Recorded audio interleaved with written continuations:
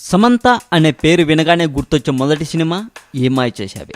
ఆ సినిమాతో ఎంత హిట్ కొట్టిందో త్రివిక్రమ్ గారి డైరెక్షన్లో పవన్ కళ్యాణ్ గారి సరసన నటించిన అత్తారింటికి దారేది సినిమాతో కూడా అంతకన్నా పెద్ద హిట్ కొట్టిన విషయం తెలిసిందే. అయితే ఈ మధ్య ఒక ఇంటర్వ్యూలో సమంతను తన లవ్ అండ్ మ్యారేజ్ గురించి అడగ్గా సమంత తన లవర్ పేరు చెప్పనప్పటికీ కొన్ని క్లూస్ ఇచ్చి వదిలిపెట్టింది అని పలు ప్రైవేటు వెబ్సైట్లలో రాస్తున్నారండి. అవేంటో చెబుతాను వినండి. నా లవర్ సినీ ఇండస్ట్రీకి సంబంధించిన ఫ్యామిలీ పర్సన్. అతనితో కలిసి నేను సినిమా కూడా చేశాను. అతను చాలా మూడీగా ఉంటాడు ఎప్పుడు చూసినా అని చెప్పి పేరు అడిగితే మాత్రం దాచేసిందట అని సమాచారం. ఇక అంతే, సమంత ఫ్యాన్స్ మాత్రమే కాకుండా జనాలు అందరూ సమంత చేసిన అన్ని సినిమాలలోని హీరోల లిస్టు బయటికి తీశారు. వాళ్ళలో పెళ్లి కాని వాళ్ళు లిస్టు తీస్తే ఒక హీరో బయటకు వచ్చాడట. అందరూ ఆ హీరోకి కాల్ కూడా చేసి అడగడం మొదలు పెట్టారని సమాచారం అండి.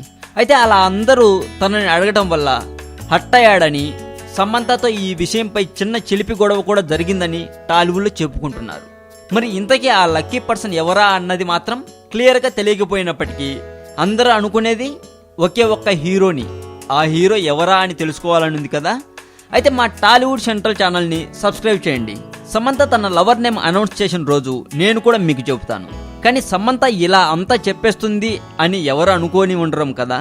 అదేనండి సమంతలో ఉన్న స్పెషల్, ఏది దాచుకోలేదు. ఇంకొక విషయం ఏంటంటే తన మ్యారేజ్ గురించి ఒక చిన్న ట్వీట్ కూడా పెట్టారండి. అదేంటో వింటారా? No more talk of marriage until I say so, మీ అక్క సమంత సేస్. ఇలా ట్వీట్ పెట్టారు. ఇదంతా చూశాక కూడా ఆ మూడీ హీరో సమంతతో చిలిపి గొడవ పడలేదు అని ఎలా అనుకోగలం చెప్పండి. ఇక సమంత గారు నటించినటువంటి కొత్త సినిమా ఈ సినిమాకి త్రివిక్రమ్ గారు డైరెక్షన్ చేయగా ఇందులో హీరోగా నితిన్ చేస్తున్నారండి.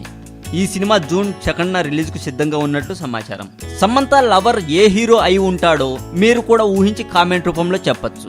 మరి ఈ వీడియో మీకు నచ్చినట్లయితే లైక్ చేయండి, షేర్ చేయండి. మరింత టాలీవుడ్ సమాచారం కోసం సబ్స్క్రైబ్ చేయండి టాలీవుడ్ సెంట్రల్.